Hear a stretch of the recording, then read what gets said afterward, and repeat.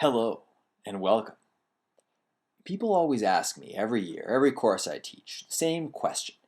They ask, Mr. Genet, what's it like to live on the streets? And I always tell them the same thing. I don't live on the streets, thanks to Canada's social programs. That's right, we found ourselves in Chapter 8, Social Programs and Taxation. We're going to talk about social programs, which are programs that aim to reduce inequality in society, as well as taxation, which is the means of paying for these social programs, along with debt. So today is just a beautiful day to talk about this because we had our federal budget released today, and there was a lot of talk about expanding some of the social programs, in particularly offering more daycare, potentially offering more regulations around long-term care for seniors, and maybe even offering some pharmacare. Our first topic we're going to be looking at, though, is public health care. It's a matter of life and death. It's quite epic. In our public health care system, actually, in Canada, not everything is covered by the government. Not everything is free. So, for example, pharmacare, getting prescription medication, that is actually not covered by the government. And so you actually need to get private or purchasing from a company insurance to pay for this. So for me, for example, I get it as a benefit through my employer. So I get Alberta Blue Cross, which is the company. If you don't have an employer that gives you that insurance, then you can always buy it yourself. The question is, why would you want to have this kind of insurance? The reason why is because you pay a certain premium, a certain amount, or your employer does, but it gives you a certain amount of coverage, and you may not use that. For example, for me, I'm young and I'm healthy. It's because I eat so much yogurt, and I haven't needed to use all my benefits. In fact, I see every year several thousand benefits of dollars that don't go used, but they do carry over, some of them. However, if I need to use those, let's say I need some kind of medication or some kind of other treatment, like let's say some kind of eye procedure or dental procedure, then that's covered. That's there for me. Whereas if I did not have this insurance, I would have to pay not just this little premium, but I'd have to pay thousands and thousands of dollars. So some people think, well, I'm healthy, I'd rather not pay anything at all, but you never know, right, when medical emergencies can happen. The reaper can strike at any moment. So in Canada, certain things are not covered. They are private. So for example, optometry, so eye care, dentistry as well. When they came up with the Canada Health Act in the 1960s, which was actually the New Democratic Party, which was first led by Tommy Douglas, they pushed a minority liberal government and convinced the public that public health care was necessary.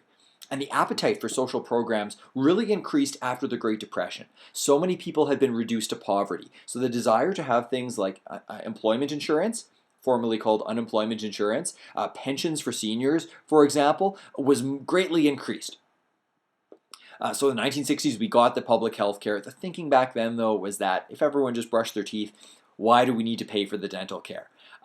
Some people have regrets that we didn't do that because dental care is part of having a full, healthy body, right? It's like the mouth bone's connected to the foot bone. You know how the song goes. Sing it at home. Embarrass yourself in front of your loved ones. So how is the United States different? How is private healthcare different? Well, private healthcare works where everything is covered by the private insurance companies. So there's nothing that's just given through the government. Now, they do fund some free clinics where they can provide some emergency care for the poor, but they're usually not the greatest condition. You're usually waiting a very long time, and the quality of doctors is not as good because the quality of pay is not as good. So in this case, some people like it because they can tend to have shorter wait times. However, there are a number of issues with this. That one of them is that these companies, they're in it to make money. So if you are someone who's really sick and you're trying to get insurance, it used to be they would not even sell you that insurance.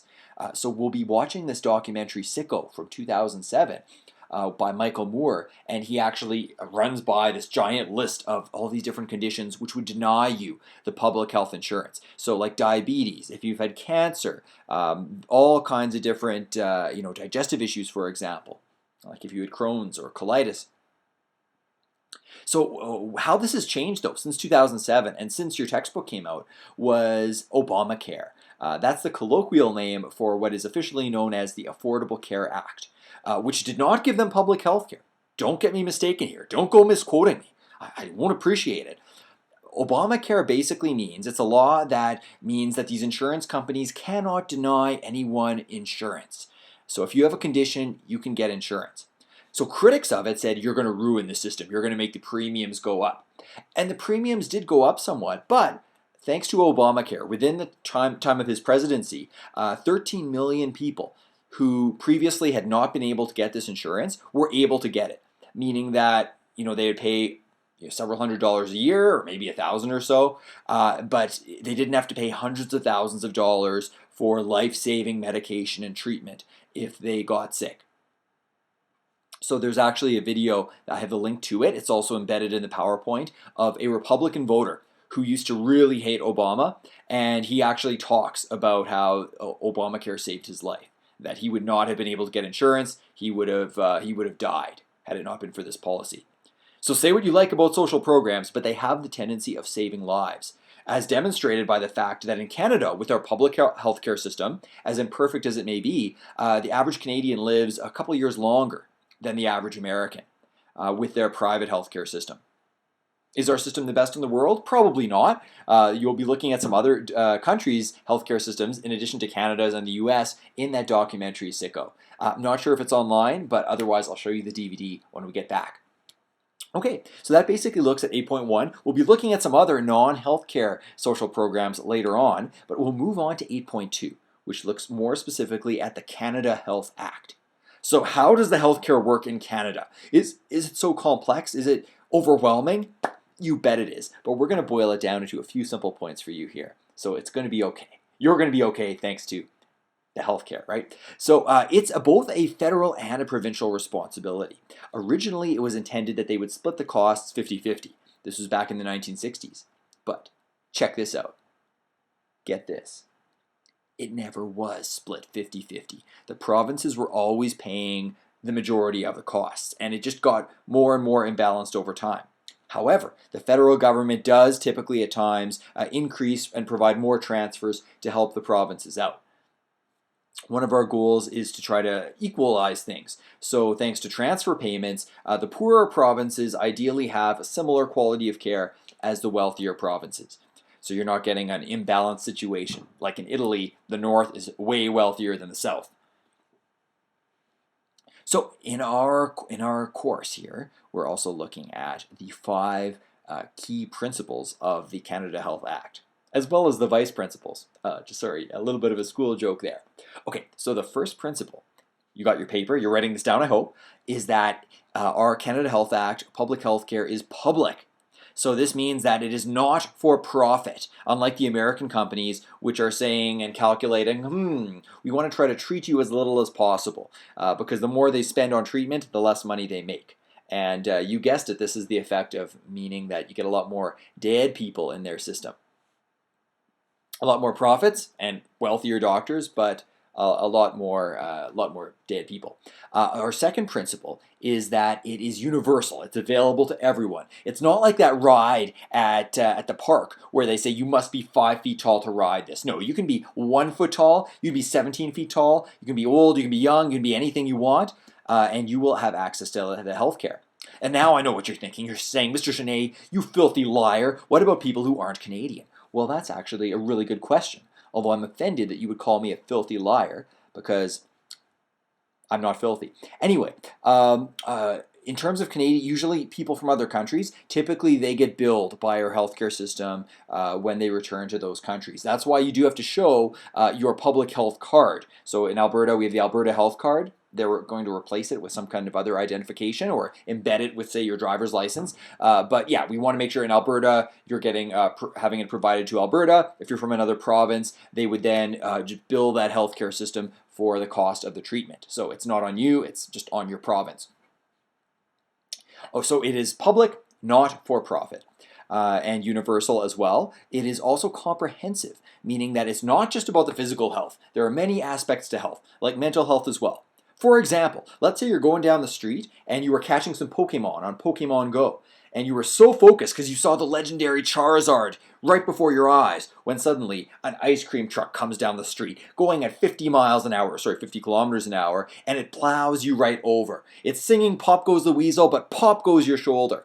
So the doctors treat you, you're all better on the outside, but inside you're depressed because you'll never catch that Charizard and you'll also never find love. Well, that's another story. So you're very upset. They'll also give you maybe some kind of therapy. They'll set you up with that too because health is multifaceted.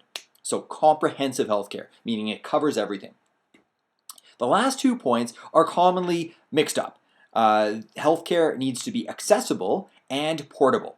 So accessible means within a reasonable time and distance. So if you're having to fly all the way across the country for a treatment, then this means that the Canada Health Act would say that to properly enforce it, we need to make this treatment more accessible. You shouldn't have to fly from Vancouver to St. John's to get your shoulder popped back in. Similarly, now this is a concern that perhaps we aren't living up to the Canada Health Act. When you look, for example, at cancer patients waiting for months and months for their treatment, and this causes their cancer to get worse in the meantime, then you can definitely say, are we, and criticize, are we living up to this? But on paper, it should be timely. You shouldn't have to wait an unreasonable amount of time. Portable means that it should be equally accessible in every part of the country. So whether you're in a big city, whether you're in a remote part of the Northern Territories in the wilderness, you should have access to the healthcare. So maybe that means providing a plane if you're out in a remote area to either bring the healthcare out to you or bring you down to the healthcare. And that's often what happens in northern Alberta, for example, or even the territories. They'll fly people to Edmonton because having a big, giant hospital to provide certain rare services up north is just really not practical, right? You're not going to have very much demand. It's a huge expense. So you can see there's a bit of a balancing act there. It would be nice to have a big hospital for every individual, but it doesn't really quite work that way. So those are the principles of the Canada Health Act. Repeat them with me. Come on, it's like an episode of Dora the Explorer. Okay, so it is public, it is universal, it is comprehensive, it is portable, and it's accessible. Oh no, a fox just stole my healthcare. Oh well, that's too bad. I'll have to wear his pelt later. Okay, so that covers 8.1 and 8.2, our look at the Canada healthcare system and a bit of a comparison to the American one. With our activity in 8.2, we are actually going to be looking at a simulation where you get to run either a public or a private hospital, and you get to decide what is your ultimate goal. Is it to make a ton of money as the CEO of the hospital, or is it to save as many lives as possible, or is it to do both? So the decision will be yours. I'll see you later. Until then, stay healthy.